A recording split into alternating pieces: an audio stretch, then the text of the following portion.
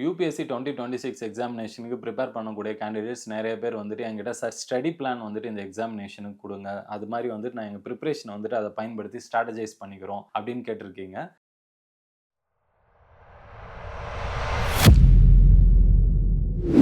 Hello students, welcome back. இன்னைக்கு வீடியோவில் நம்ம இதை பற்றி டிஸ்கஸ் பண்ணுறதுக்கு முன்னாடி ஒரு ஸ்மால் இன்சிடென்ட் வந்துட்டு நம்மளுடைய Indian cricketing captain MS Dhoni அவர்களுடைய வாழ்க்கையில் நடந்ததை பற்றி நான் கோட் பண்ண விரும்புகிறேன். அவர் வந்துட்டு முதல்ல வந்துட்டு 2007 வந்துட்டு இந்திய அணிக்கான 2020 கிரிக்கெட் டீமோட கேப்டனை அப்பாயிண்ட் பண்ணுறப்ப வந்துட்டு அவர் அந்த வேர்ல்டு கப்பில் பார்ட்டிசிபேட் பண்ணுறப்ப ப்ராக்டிஸ் செஷன்ஸ் ரெகுலராக வந்துட்டு பிளேயர்ஸ் போவாங்க. அப்போ போகிறப்ப வந்துட்டு அந்த ப்ராக்டிஸ் செஷனில் எல்லா பிளேயர்ஸுமே வந்துட்டு ஸ்டம்பை நோக்கி பேட்ஸ்மேன் இல்லாமல் அவர் வந்துட்டு எல்லா பேட்ஸ்மேன் கிட்டயுமே பாலை வந்துட்டு போடுங்க, அது வந்து ஸ்டம்ப்ல படணும் அப்படின்னு சொல்லி வந்துட்டு அவர் என்கரேஜ் பண்ணியிருக்கிறாரு. நிறைய பேருக்கு வந்துட்டு இவர் எதுக்கு இந்த மாதிரி பண்றாரு, இந்த மாதிரி ஒரு சிச்சுவேஷன்லாம் நடக்குமா அப்படின்னு சொல்லி அவங்களுக்கு வந்துட்டு அது புரியல. ஆனா உண்மையாலுமே வந்து பாத்தீங்கன்னா இந்தியா வெர்சஸ் பாகிஸ்தான் மேட்ச் வந்துட்டு ஒன்னு டைஅப்லாம் அந்த டோர்னமெண்ட்ல நடந்துச்சு. இந்த டைஅப் ரூல்ல ஒரு கேம் வந்துச்சுன்னா அப்ப ஐசிசி அந்த வருஷம் ரூல்ஸ் படி வந்துட்டு அந்த ஒரு டீம்ல இருந்தும் 5 பேரை வந்து பிக் பண்ணி அவங்க வந்துட்டு ஸ்டம்பை நோக்கி வந்துட்டு பேட்ஸ்மேன் இல்லாம பவுலிங் பண்ணணும். அந்த பால் வந்து ஸ்டம்ப்ல பட்டுச்சுன்னா எந்த டீம்ல வந்துட்டு அதிகமான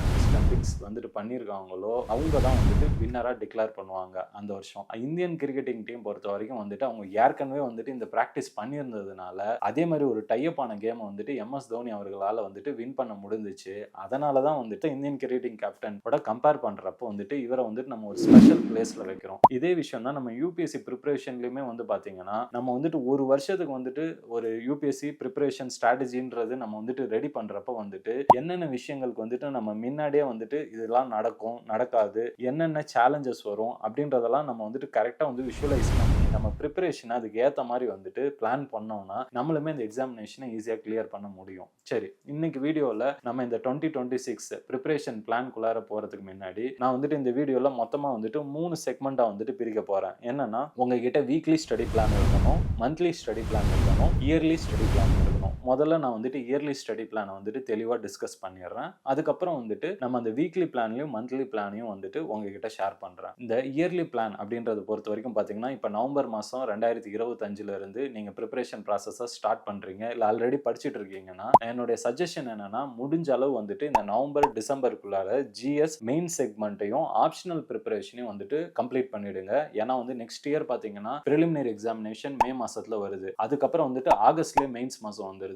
கிட்டத்தட்ட வந்துட்டு 3 மாசம் தான் வந்துட்டு ப்ரிலிம்ஸ்க்கும் மெயின்ஸ்க்கும் கேப் இருக்கு. நீங்க அந்த டைம்ல போயிட்டு நான் மெயின் சிலபஸை வந்துட்டு படிக்கிறேன் அப்படின்னு ஸ்டார்ட் பண்ணீங்கன்னா உங்களுக்கு 3 மாசம் படிக்கிறதுலே போயிடும். நீங்க டெஸ்ட் சீரியஸ்லாம் ப்ராக்டிஸ் பண்ண முடியாது. அதனால இப்பவே நீங்க வந்துட்டு உங்களுடைய ஆன்சர் ரைட்டிங் ப்ராக்டிஸும் மெயின் சிலபஸையும் வந்துட்டு ஆப்ஷனலோட கம்ப்ளீட் பண்ணி வச்சிருந்தீங்கன்னா அடுத்த வருஷம் இன்னும் பெட்டரா வந்துட்டு நீங்க ரிவிஷனும் பண்ணலாம், ப்ராக்டிஸ் டெஸ்ட் சீரியஸும் பண்ணி ஃபீட்பேக் வாங்கி நீங்க வந்துட்டு யூபிஎஸ்சி டாப்பர் ஆகிறதுக்கான வாய்ப்புகளை பிரகாசமா படுத்திக்கலாம். இது தவிர வந்துட்டு ஜனவரி மாசத்துல இருந்து என்ன சார் பண்றது அப்படின்னு கேட்டீங்கன்னா ஜனவரி மாசத்துல இருந்து கண்டிப்பா வந்துட்டு நீங்க எக்ஸ்க்ளூசிவ் ப்ரிலிம்ஸ் ப்ரிப்பரேஷனுக்கு உங்க ஸ்ட்ராட்டஜியை மாத்திக்கங்க. ஏன்னா ஜனவரி, பிப்ரவரி, மார்ச், ஏப்ரல் இந்த 4 மாசம் வந்துட்டு கண்டிப்பா நம்ம வந்துட்டு ப்ரிலிமினரி சிலபஸை தரவா படிச்சு ரிவிஷன் பண்ணணும். குறிப்பா வந்துட்டு 2ல இருந்து 3 ரிவிஷன் பண்ணிக்கணும். சிசாட்டையும் வந்துட்டு பிராக்டிஸ் பண்ணி கம்ப்ளீட் பண்ணிடணும். இதெல்லாம் பண்ணிட்ட பிறகு மே மாசம் வந்துட்டு கம்ப்ளீட்டா வந்துட்டு பாத்தீங்கன்னா ரிவிஷன், கரண்ட் அஃபேர்ஸ் படிக்கிறது, அதுக்கப்புறம் ஃபுல் லென்த் டெஸ்ட் சீரியஸ் நிறைய வந்துட்டு ட்ரை பண்ணி பார்க்கிறது. இதெல்லாம் பண்றது மூலமா வந்துட்டு நம்ம மிஸ்டேக்ஸை ரெக்டிஃபை பண்ணி எக்ஸாம்ல நல்லா வந்துட்டு பர்ஃபார்ம் பண்ண முடியும். ஸோ மே மாசத்துல யூபிஎஸ்சி ப்ரிலிமினரி எக்ஸாமினேஷன் கொடுத்துட்ட பிறகு ஜூன்,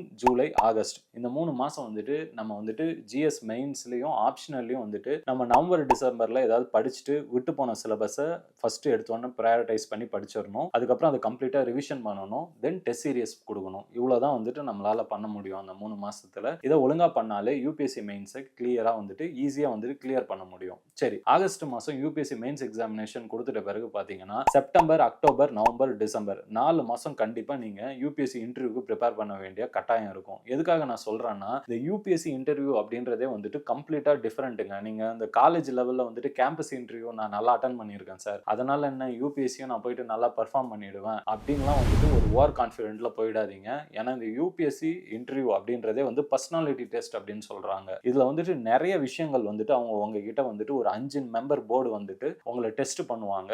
ஸோ அதனால நான் என்ன சொல்லுவேன்னா நீங்க செப்டம்பர், அக்டோபர், நவம்பர், டிசம்பர் இந்த 4 மாசம் வந்துட்டு நீங்க உங்களுடைய ஹோம் டிஸ்ட்ரிக்ட்டை ப்ரிப்பேர் பண்ணணும், ஹோம் ஸ்டேட்டை ப்ரிப்பேர் பண்ணணும், நேஷனல் லெவல்ல நடந்த இம்பார்ட்டன்ட் ஈவெண்ட்ஸை கவர் பண்ணிக்கணும், வேர்ல்டுல நடக்கிற முக்கியமான முக்கியமான விஷயங்கள், நிகழ்வுகள் அப்படின்றதையும் வந்துட்டு நீங்க வந்துட்டு மல்டிபிள் சோர்சஸ், அதாவது பிரிலிமினரி மெயின்ஸுக்கு படிச்ச அதே சோர்சஸ படிக்கக்கூடாது. அது தவிர வந்துட்டு எக்ஸ்ட்ராவா வந்துட்டு வெரைட்டிஸ் ஆஃப் சோர்சஸ் படிக்கணும். ஸோ நீங்க வந்துட்டு நியூஸ் சேனல்ஸ்லாம் வாட்ச் பண்ணி ஒப்பீனியன்ஸ் கலெக்ட் பண்ணணும். உங்களோட இண்டிவிஜுவல் ஒப்பீனியனும் இங்க வெயிட்டேஜ் குடுப்பாங்க. ஸோ இது எல்லாத்தையும் வந்துட்டு எப்படி நம்ம வந்துட்டு பெர்ஃபார்ம் பண்ணணும் அப்படின்றதுக்காக நான் என்ன சொல்லுவேன்னா, நெறைய மார்க் இன்டர்வியூ அட்டெண்ட் பண்ணணுங்க. அதாவது குறைஞ்சபட்சம் வந்துட்டு 10லிருந்து 15 மார்க்காவது நம்ம இன்டர்வியூக்கு போறதுக்கு முன்னாடி அட்டெண்ட் பண்ணாதான், நம்ம என்னென்ன தவறுகள் பண்றோம், எதெல்லாம் நம்ம ஸ்ட்ரென்த், ஸோ எத நம்ம கீப் அப் பண்ணிக்கணும், எந்தெந்த விஷயத்த நம்ம அவாய்ட் பண்ணிக்கணும் அப்படின்றத லேர்ன் பண்ணிக்கலாம். அப்புறம் குறிப்பா நம்ம பாடி லாங்குவேஜ்ல என்னென்ன வேரியேஷன்ஸ் கொண்டுட்டு வரலாம், எது நம்ம கிட்ட நல்ல விஷயம், இது எல்லாத்தையுமே கத்துக்க முடியும் ஃபீட்பேக் மூலியமா. ஸோ அதனால வந்துட்டு இந்த விஷயத்த நீங்க பண்றது மூலியமா டிசம்பர் மாசம் வரைக்கும் அது டைம் கரெக்டா இருக்கும். இது தவிர ஜனவரில ரிசல்ட் வரலாம், இல்ல டிசம்பர் 2ல வரலாம். வந்துட்ட பிறகு நீங்க ஜனவரி, பிப்ரவரியில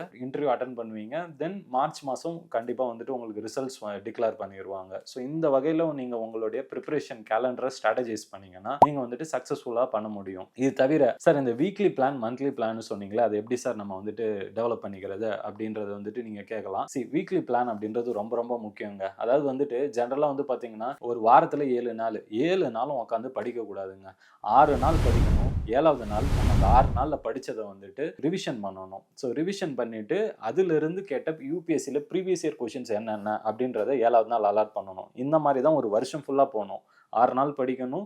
7வது நாள் வந்துட்டு ரிவிஷன் அண்ட் பிராக்டிசிங் பிஒய்க்யூஸ் இதுல டைம் ஸ்பெண்ட் பண்ணணும். சரி, அப்ப மந்த்லி பிளான்ல என்ன சார் பண்றது அப்படின்னு கேட்டீங்கன்னா, ஒரு 4 வாரம் வந்துட்டு நீங்க இந்த இந்த மோட்ல போயிட்டீங்கன்னா ஒரு மாசம் முடிஞ்சிரும். ஸோ அந்த 1 மந்த் கம்ப்ளீட் ஆன உடனே, அந்த 4 வாரம் முடிஞ்ச உடனே நீங்க என்ன பண்ணணும்னா, அந்த கம்ப்ளீட் சிலபஸ் இந்த ஒரு மாசம் படிச்சத ஒரு நாள் உட்காந்து மார்க் டெஸ்ட் குடுக்கணும். அதுல என்ன மிஸ்டேக்ஸ் பண்றோம் அப்படின்றத லேர்ன் பண்ணிக்கணும். திரும்ப ஒரு டைம் ரிவிஷன் பண்ணிக்கணும். இந்த வகையில நீங்க கிளியரா ஸ்ட்ராட்டஜைஸ் பண்ணி படிச்சீங்கன்னா, படிச்சதும் ஞாபகத்துல இருக்கும்.